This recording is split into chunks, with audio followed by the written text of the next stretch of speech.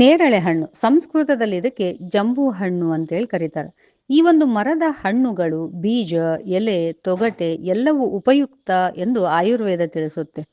ಕೆಲವು ಸಾರಿ ಮನೆಯಲ್ಲಿನ ಹಿರಿಯಜ್ಜಿಯರು ಹೇಳಿದ ನೆನಪು, ವಾಕರಿಕೆ ಬಂದಾಗ ಈ ಒಂದು ಗಿಡದ ಎಲೆಯನ್ನು ಕಷಾಯ ಮಾಡಿ ಜೇನುತುಪ್ಪದ ಜೊತೆ ತೆಗೆದುಕೊಂಡ್ರೆ ವಾಂತಿ ಆಗುವಂತಹ ಸಂದರ್ಭ ಕಡಿಮೆ ಆಗುತ್ತೆ ಅಂತೇಳಿ. ಅಲ್ಲದೆ ಈ ಒಂದು ಮರದ ತೊಗಟೆಯನ್ನು ಕಷಾಯ ಮಾಡಿ ಸೇವಿಸಿದರೆ ಒಂದ್ ವೇಳೆ ರಕ್ತಭೇದಿ ಆಗ್ತಾ ಇದ್ರೆ ಅದು ಸಹ ಕಡಿಮೆ ಆಗುತ್ತೆ ಅಂತೇಳಿ ಸಲಹೆ ನೀಡ್ತಾ ಇದ್ರು. ಆದರೆ ಅದರ ಬಗ್ಗೆ ನನಗೆ ಹೆಚ್ಚಿನ ಒಂದು ಮಾಹಿತಿ ಗೊತ್ತಿಲ್ಲ. ಒಂದು ಸಾರಿ ನೀವು ಇದನ್ನು ಪ್ರಯತ್ನಿಸೋದಾದ್ರೆ ಆಯುರ್ವೇದ ವೈದ್ಯರ ಸಲಹೆಯ ಮೇರೆಗೆ ಪ್ರಯತ್ನಿಸಿ. ಧನ್ಯವಾದಗಳು.